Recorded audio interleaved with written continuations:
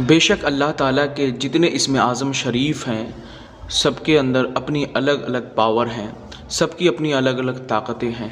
लेकिन अल्लाह तबारक व तआला के इस्म आज़म शरीफ में एक इस्म आज़म शरीफ ऐसा है जिसको अगर कोई शख्स पढ़ता है दिल लगाकर तो उसके ऊपर से परेशानियाँ दूरकिनार हो जाती हैं। अगर कोई शख्स उसको पढ़ता है तो उसके ऊपर रूहानी ताकतें उतरती हैं। अगर कोई शख्स उसको सच्चे दिल से इरादा पक्का कर कर पढ़ता है तो उसके दिल में अल्लाह का क़ुर्ब हासिल होने लगता है। वो इस्म आज़म शरीफ या रहमान है। अल्लाह तबारक व तआला के इस्म आज़म शरीफ में से एक ये भी इस्म आज़म शरीफ है। इसकी फ़जीलत बहुत सारी हैं। अगर कोई शख्स इसे पढ़ता है तो उसके ऊपर की बीमारियां ख़त्म हो जाती हैं। अगर रिस्क में तंगी हो, परेशानी हो, पैसे का मसला रहता है, पैसे आते हैं तो ऐसा लगता है कि टिकता ही नहीं है, फ़ौरन ख़त्म हो जाता है। इस तरीके से जितनी भी परेशानियां इंसान के रोज़मर्रे की हालत में गुज़रती हैं रहती हैं, सारी परेशानियां दूर हो जाती हैं। इस इस्म आज़म शरीफ का जो तरीक़ा है पढ़ने का, इस इस्म आज़म शरीफ का जो अमल करने का तरीक़ा है वो भी बहुत आसान है। ऐसा नहीं है कि काफ़ी कठिन भरा है, काफ़ी मुश्किलों भरा है कि एक आम इंसान न कर सके। अल्लाह तबारक व तआला का ये नाम मुबारक का विर्द एक आम इंसान न कर सके, ऐसी कोई बात नहीं है। बहुत आसान प्रोसेस है। इस इस्म आज़म शरीफ की बहुत सारी फ़जीलतें हैं। ये अर्रहमान जो है, अल्लाह तबारक व तआला 27वें पारे में एक सूरह नाजिल फरमाया जिसका नाम है सूरह रहमान। सूरह मुबारक का जो पहला लफ्ज़ है अर्रहमान है। तो ये इस्म आज़म शरीफ की फ़जीलत आप इससे सोच सकते हैं कि ये नाम मुबारका की एक सूरह नाजिल हुई है कुरान मजीद में 27वें पारे के अंदर। इस सूरह मुबारका की भी बहुत बड़ी फ़जीलत है। तो आप इससे अंदाज़ा लगा सकते हैं ये इस्म आज़म शरीफ कितना पावरफुल है, इसकी कितनी ताकतें हैं।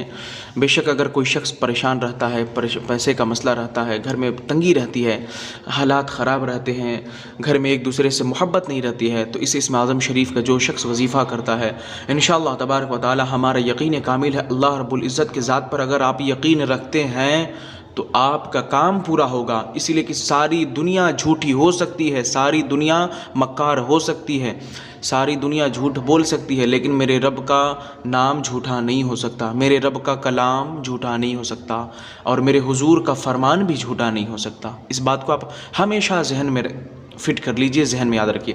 बहरहाल इसका जो प्रोसेस है चलिए आप वो भी सुन ले। बहुत आसान है, बहुत ईजी है, कोई मुश्किल नहीं है। मैं हमेशा कहता हूँ आप, और इससे पहले भी मुझे ख्याल है कि मैं बताया हूँ, नमाज शर्त है, नमाज आपको तो पढ़ना ही पड़ेगा अगर वजीफ़ा करना है, नहीं तो इस तरह आप वजीफ़ा करते रह जाएंगे, ज़िंदगी ख़त्म हो जाएगी, कुछ वजीफ़ा काम नहीं करेगा, एक वजीफ़ा काम नहीं करेगा। नमाज शर्त है तो ये वजीफ़ा जो है बहरहाल इसे तो नमाज के बाद करना ज़्यादा बेहतर है। अगर खाली वक्त में करें तो भी ठीक है, कोई मसला नहीं है, लेकिन नमाज के बाद ज़्यादा बेहतर है।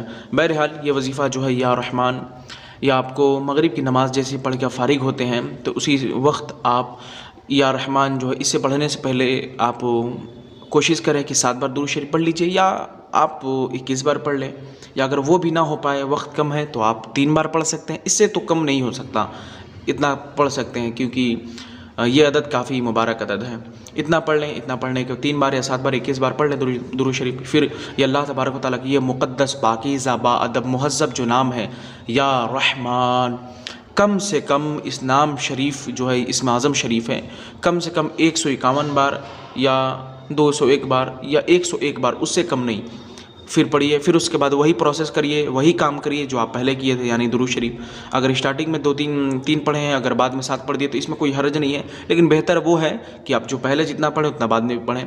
यही तरीका कार रहा है। तो इसी तरह बाद में दुरूद पाक पढ़ ले।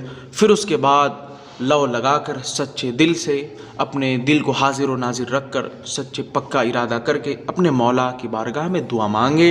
इंशाअल्लाह हमारा यकीन कामिल है जो आप मांगेंगे वो मिलेगा। लेकिन रब के बारगाह में याद रखिएगा हमेशा, रब के बारगाह में देर है, अंधेर नहीं है। ऐसा नहीं कि आप ये चीज़ अभी मांग रहे हैं रब से तो अभी फ़ौरन अता हो जाए। मौला के बारगाह में देर है, अंधेर नहीं है। इस बात को हमेशा जहन में रखा करें, इसलिए कि ये बहुत कीमती बात है। बहरहाल ये वजीफ़ा आपका यहाँ से मुकम्मल हो जाएगा। और आज के लिए बहुत छोटा सा और अल्लाह रब्बुल इज़्ज़त के मुबारक नाम का वजीफ़ा था, तो इसलिए हम आपकी बारगाह में लाए। तो आप लोगों की भी एक छोटी सी ज़िम्मेदारी बनती है कि आप लोग सब्सक्राइब कर लीजिए। और आप लोगों के लिए मैं बारहा दुआ करता हूँ, मेरा रब गवाह है कि मैं नमाज के बाद सारी उम्मत के लिए दुआ करता हूँ। तो आप लोग भी इस फ़कीर के लिए दुआ किया करिए ताकि मैं ठीक रहूँ, इसलिए कि मैं पहले बताया था मेरा इलाज चलता है, मैं मरीज़ आदमी हूँ।